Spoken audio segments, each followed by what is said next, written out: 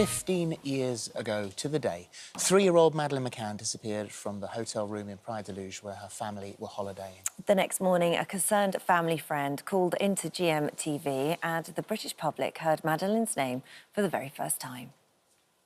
OK, well, we've got some more breaking news for you this morning. Very serious story is developing and is coming through to us.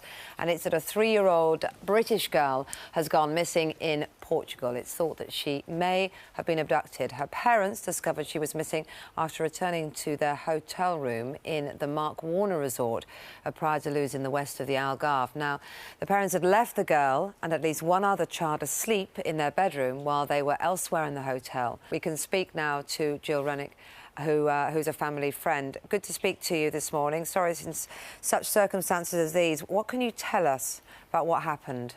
Hi. Just as you said, but they were just, watching the hotel room and going back every half hour, and the shutters have been broken open and they've gone into the room and taken Madeleine. Well, Madeleine's disappearance still remains a mystery. Mark Williams-Thomas has followed the story closely over the years. He's here with us now. I think by now, sadly, pretty much everybody knows the events of her disappearance. Yeah.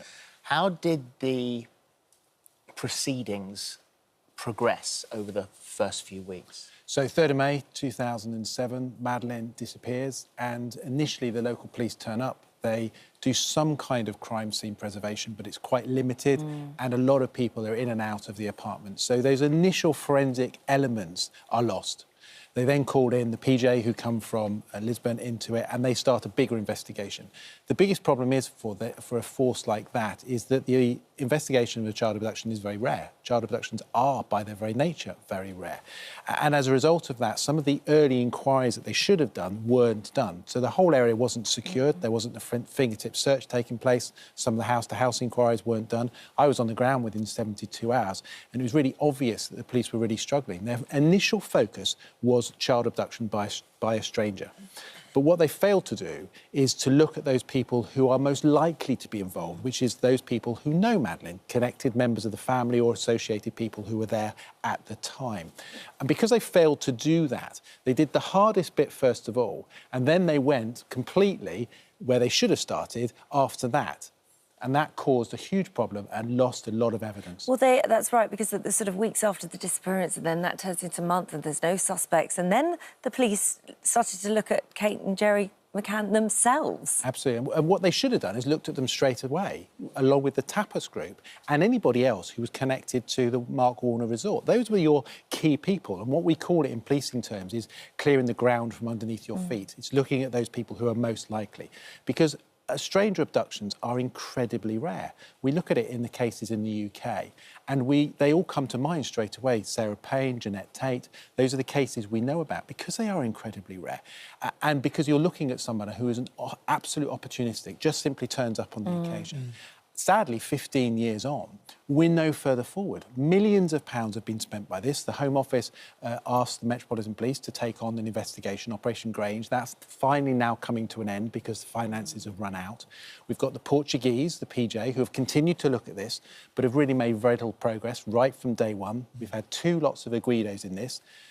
Explain an aguido. So an aguido is a suspect status. So in essence, it's about saying we think this person's got something to do with it, or at least they have some serious questions to answer, and we're going to put a formal status in relation to that. So initially we had Robert Murat, who was put into the frame. He was a local man. He was put into the frame by journalists, in fact. He became an aguido. He got eliminated. Then Gerry and Kate became aguidos. They got eliminated. And in the last week, we've now learned that Christian B., who is this suspect from the German authorities, has now been made an aguido. We'll come to him in a moment because there's a number of various different opinions on him. Back to Gerry and Kate, who, as you say, were found to be innocent. Any of the evidence against them was incredibly flimsy. There are still today, it'll be happening right now, every single time we mention Madeleine on this programme, there are people who jump online, and some are incredibly cruel, who still have it in their heads that they were involved. Phil, we've spoken about it, haven't we? How many times, when we come and talk about it, we get inundated by people who are very critical of us about saying, Gerry and Kate have got some involvement in this. The reality is the evidence against them doesn't exist. There were questions, of course, that were put to them, but they haven't answered.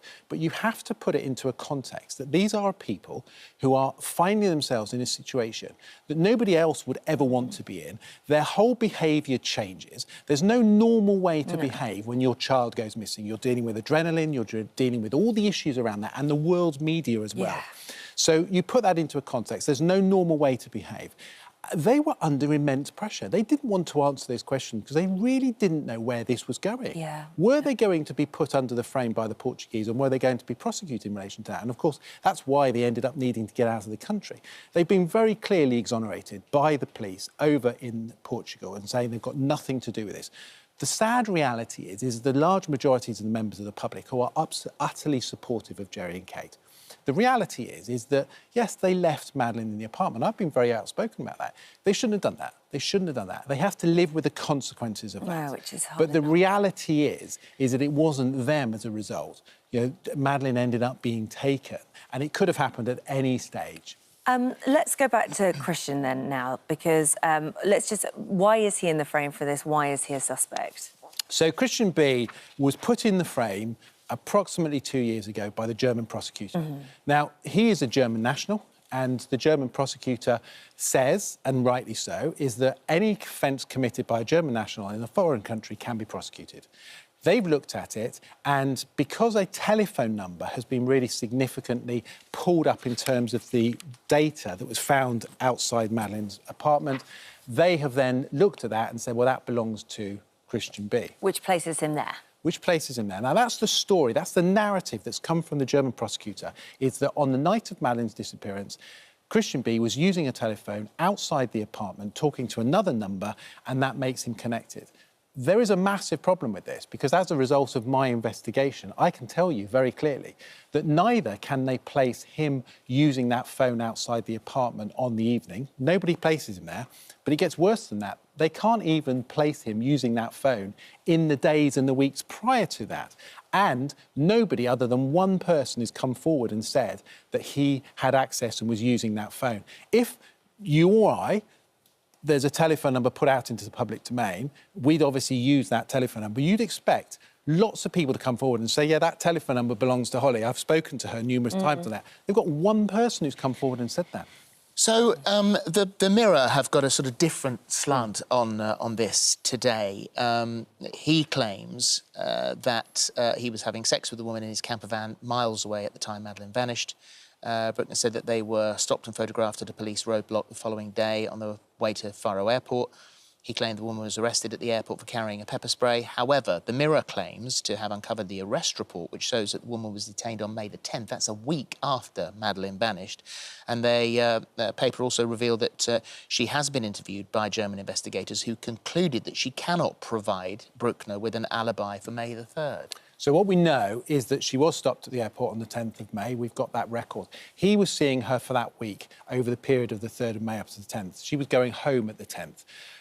We don't have a direct alibi on the night of the 3rd of May, so we don't have anything saying he's categorically with her. But what we do have is over that period of that time, because she's been spoken to, is that she was with him. She categorically was with him. And in the days after Madeleine's disappearance, so the 4th, 5th, 6th, we can't be sure, he was stopped in that vehicle with her on a completely separate occasion to the 10th of going to the airport. He was stopped with her in his camper van and the vehicle was searched. And but she not confirmed on the 3rd. that. Not on the 3rd. He's got no alibi still for the 3rd. We cannot confirm. His alibi, he says he was with her. He said he went and saw her every night. But we can't independently verify that because neither he nor her can say categorically on the 3rd of May, I was with her. What they both say is that during that period of time, between the 3rd and the 10th, most of those nights, if not every night, we did sleep together in the camper van. There is a lot of discussion about timing here because Portugal has a 15-year statute of limitations for crimes with a maximum prison sentence of 10 years or more. So he's been reintroduced. Potentially because of that timing? Yeah, get in before the 15 years, is that? 15 years is really significant. So any crime of serious nature that's committed, a period of 15 years it ends a statute of limitation, which is mad, really. So if you have a murder that's committed, at the end of 15 years, you won't get prosecuted for it unless proceedings have begun. So what's happened is that the Portuguese now are obviously dealing with this as a murder, because if it was an abduction, it's an open case and there's no statute of limitation exists with that. So there has to be a finite point to which that statute begins, which would be a murder. So what they're saying is that, yes, we now are going to be on board and we agree this is murder, and we're going to work with a statute of limitation. And if we put him as far as proceedings begin, that statute of limitation doesn't apply. So as long as it's come in, you put them under an aguido status prior to that 15 years beginning, you can continue to do it. What's really interesting, and I was with the German prosecutor over the summer, and we had a good relationship. We've shared everything we've got with him, is that he was very clearly saying the relationship between us and Portugal is very poor. All of the communication they were having to do was having to be done by the British, and the British were then passing the information on to the Portuguese. It's a three-way process which wasn't working. Last night, on the eve of the anniversary today, Kate and Jerry McCann released a post onto Facebook. They said, "This year we mark 15 years since we last saw Madeleine. It's a very long time. Many people talk about the need for closure. It's always felt like a strange term. Regardless of outcome, Madeleine will always be our daughter, and a truly horrific crime has been committed. These things will remain." They also expressed gratitude to authorities for their ongoing work and their supporters for their continued good wishes. It is a huge comfort to know that regardless of time past, Madeleine is still in people's hearts and minds.